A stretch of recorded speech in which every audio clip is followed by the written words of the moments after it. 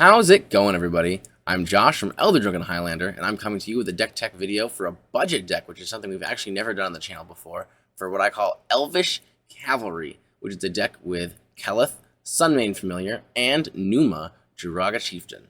This is actually a deck that I put together because I made two foil peels, which you'll see right here on screen, that I thought were really fucking cool, and I felt they needed a deck around them, so I thought about good old Elvish Riders. Where are they, right? These guys right here. And I thought, well, Numa could ride a horse. They both do +1/+1 counter things. Let's make a green-white elf ball deck. And I decided to build it for budget because I thought that would just be a fun way to do it. I haven't built a lot of budget decks for the channel. I build them for fun just all the time, but not for the channel. So I thought it'd be a fun thing to do. So we're going to go over the deck really quick. We're going to talk about it. Also, if you want to acquire those foil peels and other foil peels, that'll be on the screen right now. I'll be selling them at Bonfire, which is a CDH tournament / Lorcana / other magic cards / trading card stuff event going on next weekend over in Phoenixville, Pennsylvania. So if you want to see me, you want to hang out with the Scry Babies, with Comedian MTG, or you want to hang out at a CDH tournament, I think all the slots are already filled. It filled up really quickly because the people in that area are ravenous for competitive Magic.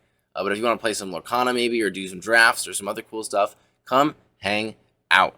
And yeah, I'll be making decks for a lot of the legendary creatures that I'll be making foil peels for there, and I'll also be teaching people how to make foil peels, and of course selling some of the ones that I've made. So come check that stuff out. This deck anyway is a really cheap elf ball deck that just does simple elf ball things. It's got this +1/+1 counter theme with Numa putting counters on all my elves and Keleth putting counters on Numa, which means that I'll be having a lot of really buff elves. I thought about also doing a foil peel Slurk to go with Numa, and doing Slurk Numa mono green elves, but I don't know. I thought this was kind of cooler. Like, he's on a horse.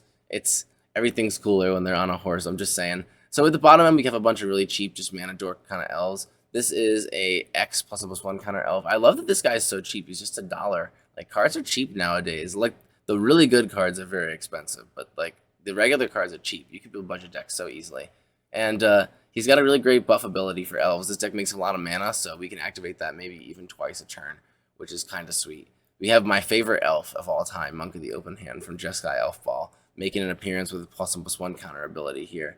And then, of course, this guy's sick. You can put so many fucking counters on this baby and bank him for mana next turn. It's awesome. With Numa especially, it's sweet.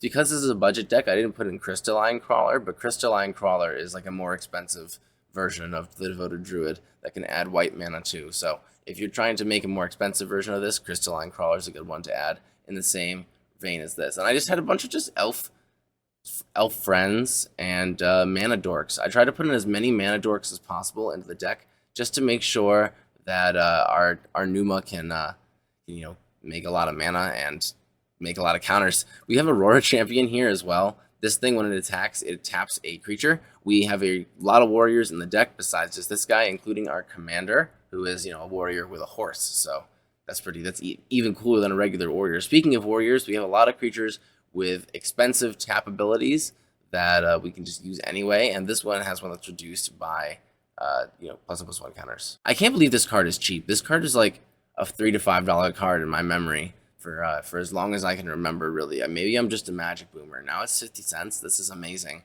Like, elf ball players rejoice, or I guess be mad if you bought a bunch of these as a spec. And that's really, it's just such a simple creature base, just a bunch of elf friends and mana dorks and guys that draw cards, because obviously you need that. I took a lot of inspiration from my Jeskai Elf Ball deck with the white elves here. I just kind of like stole all the white elves. This guy's sick. Let's talk about Boss's Chauffeur. +1/+1 counters every time a creature enters the battlefield. We have a lot of those, as you can see. And when it dies, it makes a bunch more creatures. We can use Numa to buff it. And then if it dies, we can just have a ton of citizens. It's a way to protect against blowouts. They're not elves, sadly, but they're pretty close. Also, this guy, +1/+1 counters. And there's just a lot of cool themes. Life gain with counters. Elven Riders is actually really sweet in this deck too. Even though it doesn't do anything with counters, if we can make it bigger, it can just bot people. It's basically unblockable except by flying or walls, so it has flying more or less. That's kind of sick. For sorceries, we don't have that many notable cards to really talk about. I do want to mention really quick Harvest Season. Harvest Season is sweet when you have a lot of mana dorks. You tap all of them, and then float a bunch of mana, and then harvest season and get like 4 or 5 lands. It's awesome. I have another deck that turns all my lands into creatures, and then I tap all my lands, and then I have like 7 tapped lands and a bunch of other creatures, and then I harvest season for the rest of the lands in my deck, and it's awesome. This card is very underrated, very underplayed, and I'm just surprised it's as cheap as it is. We have a lot of +1/+1 counter givers and protection givers and some removal in our instance. I can't believe this card is cheap. This card, I mean, I know it's an uncommon, but it's so good, especially in decks like this one. This one as well, like only $1, like that's wild. The thing I like about actually buying decks like this is when you do that, the price usually ends up being cheaper than this actually is. Like I bet you can find a copy of Inspiring Call for less than $1.29 somewhere on the internet. So it's crazy how cheap these decks have gotten. We have stuff like this to protect our commander and protect us from board wipes. Lapse of Certainty, really funny as just like a way to protect yourself. This is a really underrated card. Let's talk about Spore Cloud for a little bit.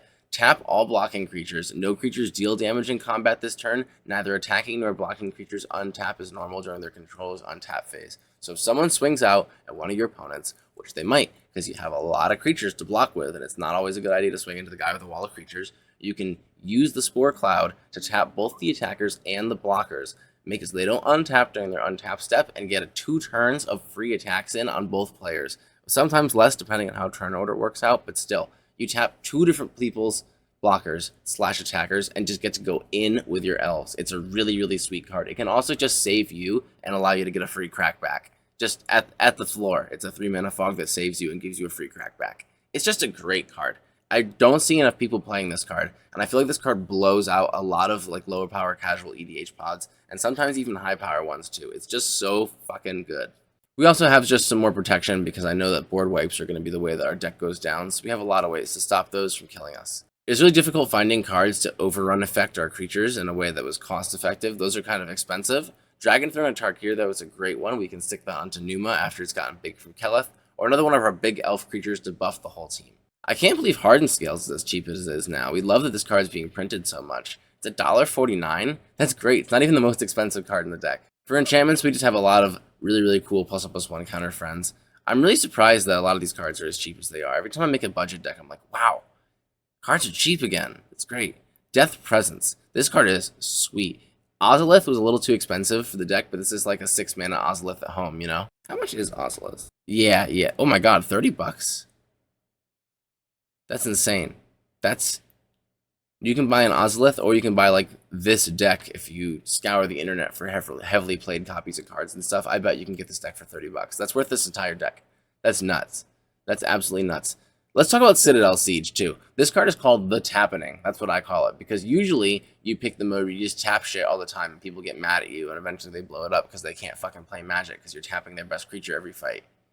Or you can put 2/+1 counters on your creatures, which you might actually choose in this deck, but usually it's the Tappening. And then for lands, we have some neat ones like the Bredeguard Stronghold, the Cave of Temptation, some other stuff that puts counters on our things.